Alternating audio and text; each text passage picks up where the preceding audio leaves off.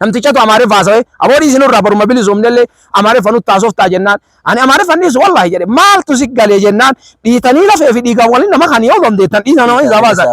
Inshallah har'a nama guddaa kabajamaa jaalatamaa biratti argamna. Maali jennaani yeroo hedduu qophii garagaraa qophii daawwaa iddoo garagaraatti godhamu irratti namoonni hedduun sodaa onnee isaanii keessaa qaban. Sodaa kanaaf immoo furmaata guddaa dhufee jira. Furmaanni kun immoo maal akka ta'e akkamitti akka dhufe akkamitti akka jiru qabatamaan ustaaza kennarraa ni dhageettan.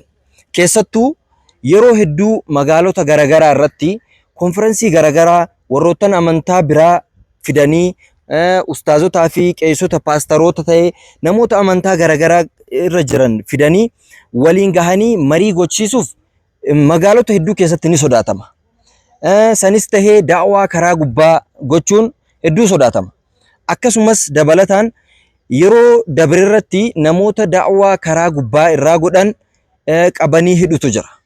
Furmaanni waan sanii immoo maal akka ta'e asumaan afaan ustaazaa irraa ni dhageettan isiniin jedha. Gamanumaan gara isaaniitti isin dabarsa. Akkuma beekamu jaalatamtoota kabajamtoota hordoftoota kiyyaa biyya keenya keessatti jaarraa dheeraadhaaf islaamummaan cunqurfamaa sabni koos cunqurfamaa hatti eegana ammallee sabaatiif amantiillee dhiitamaa mootolee abbaa irreetiin mirgi keenna eegana ammallee nurraa mulqamee jiraata turreerra. Faaruun rabbii kennaati yeroo ammaan tanaa mirga amantii kenna akkuma amantiileen biroo labsatu akkuma amantiileen biroo barsiifatu akkuma namni biroo waan qabuun gabbaheetiin addunyaadhaa qoodu argannee jirra. Garuu wanni garaa nama nyaatu namni kenna hedduun mirga argatu kanaa quban qaba. Akka waan gurri duude jaarrama aaseewwaniittu jira jechaa kayaatu. Gabrumma makaleessaattu jira jechaa kayaatu. Namni biroo yoo dubbate malee islaamummaa qabatanii karatti gabbayuun daawaa godhuun dogongora jedhee kayaatu. Yookaan ammallee firqaa wayiiti jedheetiin nama damee wayiititti nama qoodu. Yookaan nama nageenya hin barbaannetu gabbayee dubbatadhee warra yaatu jira.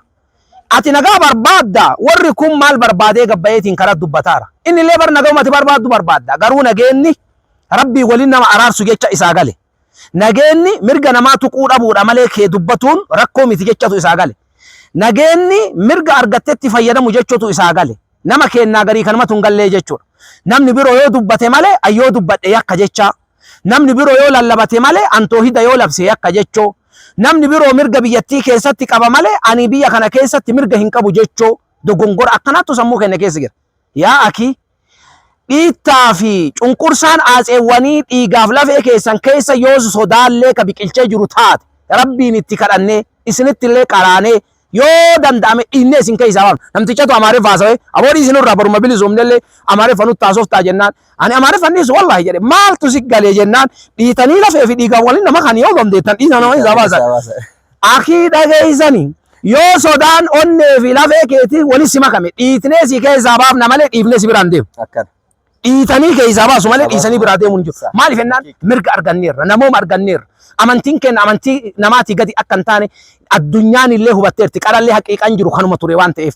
Kanaafuu wanni amma irra jirru mirga amantii biroo tuquu hin qabnu tuquu hin qabnu qeequu hin qabnu nama jeequu hin qabnu laakiin ammoo akkuma namni biroo lallabatu akkuma namni biroo onnee godhatee konferensii gaggeessu akkuma namni biroo dippiloomaaf digirii jedhee amantii kana barsiiseetiin ilmaan gayyaasaa jiru leenjifnee gadi yaasuudhaaf qophoofnee dhufnee jira. Kanaafuu furmaanni argamee jira.